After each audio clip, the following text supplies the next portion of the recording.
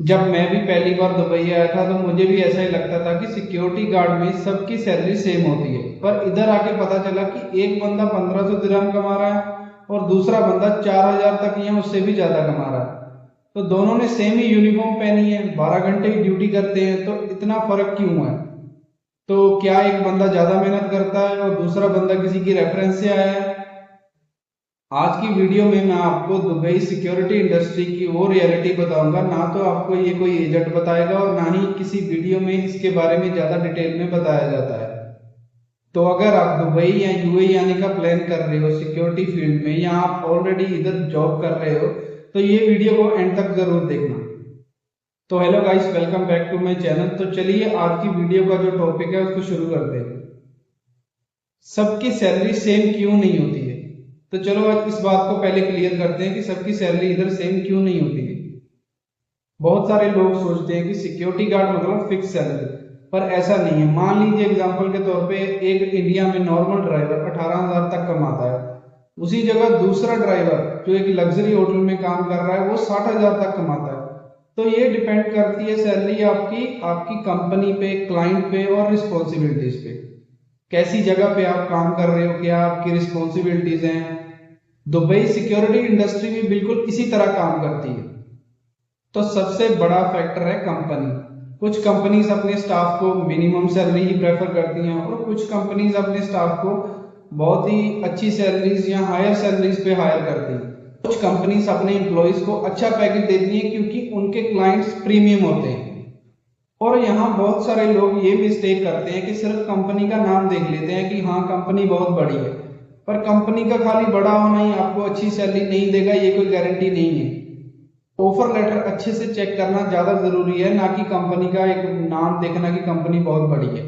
आप offer letter में सारी डिटेल चेक करें कि आपको कितनी सैलरी दी जा रही है, ओवर टाइम का क्या प्रोसीजर है और आपको कौन कौन सी फैसिलिटीज दी जा रही है।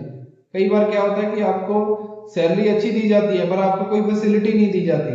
तो बाद में बात वहीं पर आ जाती है कि आपके एक्सपेंस ही इतने होंगे कि आपकी सैलरी वही आपको बचेगी जो बेसिक सैलरी है, बाकी आपकी एक्सपेंसेस में ही चली जाएगी।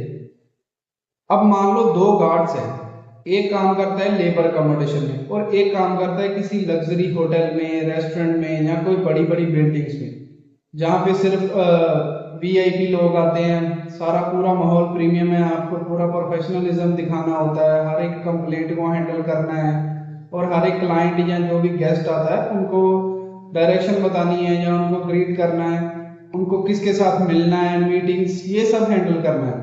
तो पूरा प्रोफेशनलिज्म मेंटेन करना है। तो इस वजह से कुछ लोगों की सैलरी एज कंपेयर टू जो लेबर कैंप में या किसी लेबर अकोमोडेशन में काम कर रहा है उसके कंपैरिजन में ज्यादा होगी, क्योंकि उसको उसकी रिस्पॉन्सिबिलिटीज बिल्कुल अलग है, उसको अलग टाइप के लोगों के साथ डील करना है।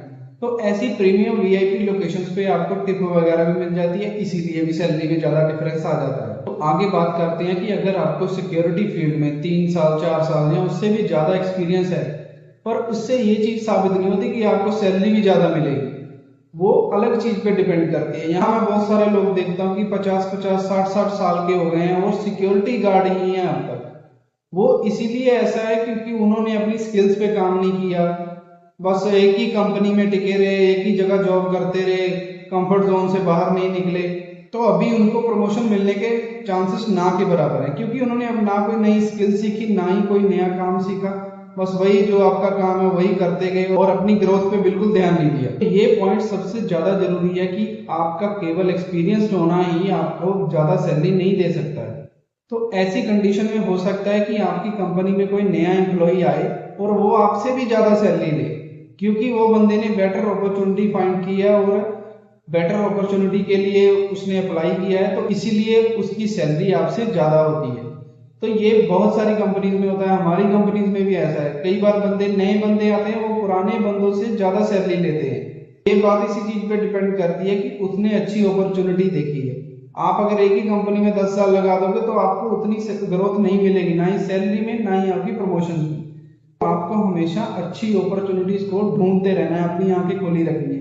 जिधर भी आपको ज्यादा सैलरी मिलती है या प्रमोशन मिलती है तो आपको हमेशा उधर इंटरव्यू देना है। तो यहाँ पे दुबई में ऐसा ही होता है, अगर आप एक ही जगह बैठे रहोगे तो आपकी कभी भी ग्रोथ नहीं होगी और आप वैसे ही आगे बढ़ते जाओगे। जब भी आप किसी कंपनी में इंटरव्यू देते हो तो सबसे पहले ऑफर लेटर अच्छे से चेक करो, उसको पढ़ो, सारी डिटेल्स चेक करो क्या क्या फैसिलिटीज हैं। तो कुछ लोग क्या करते हैं कि हाँ भाई अच्छी जॉब मिल रही है, सैलरी अच्छी है, फटाफट साइन कर देते हैं, पर वो ये सब चीज़ें देखते नहीं है जो ज़्यादा इंपॉर्टेंट है। लाइक आपकी अकोमोडेशन अच्छी नहीं है, ट्रांसपोर्टेशन अच्छी नहीं है आपका, तो आपकी साइट की लोकेशन और आपके कैंप की लोकेशन उसमें बहुत ज़्यादा डिफरेंस है, तो आपका 2-3 घंटा तो ट्रैवलिंग में ही चला जाएगा। ये चीज़ सबसे इंपॉर्टेंट है। एक अच्छी कंपनी हमेशा अपनी अकोमोडेशन अपनी लोकेशन के आसपास ही लेती है, और जो सबसे घटिया कंपनी होगी उसकी लोकेशन आपकी काम की लोकेशन से 1-2 घंटे दूर होगी, तो ट्रांसपोर्ट का इशू हो सकता है। तो ये सब चीज़ें देखने के बाद बंदे को पता चलता है कि सिर्फ सैलरी देखना इंपॉर्टेंट नहीं है, आपको ओवरऑल पैकेज देखना जरूरी है। तो किसी भी एजेंट पे सीधा भरोसा मत करो। एजेंट का काम होता है कि आपके डॉक्यूमेंट लिए और आगे कंपनी को भेजे, बस उसको अपनी कमीशन दिखती है। वो आपके ऊपर डिपेंड करता है, एजेंट के ऊपर नहीं। आपको कंपनी का नाम वेरीफाई करना है, उसके बारे में थोड़ी रिसर्च करनी है और खुद सब कुछ करना है। काम ऐसे करो कि सब कुछ आपके ऊपर डिपेंड है। तो ये बात सबसे ज्यादा मैटर करती है, क्योंकि कई लोग होते हैं कि एजेंट के भरोसे बैठ जाते हैं, हाँ उसने बोल दिया कि इतनी 4,000 सैलरी गारंटीड है तो हाँ भाई इतनी ही होगी। तो इधर आके असली रियलिटी पता चलती है भाई सैलरी कितनी है, कौन कौन सी कंडीशंस पर आपको सैलरी मिल रही है। तो कंपनी, क्लाइंट और आपकी ड्यूटी लोकेशन और अपॉर्चुनिटीज को देख के ही डिसाइड होता है कि आप कितना कमाओगे।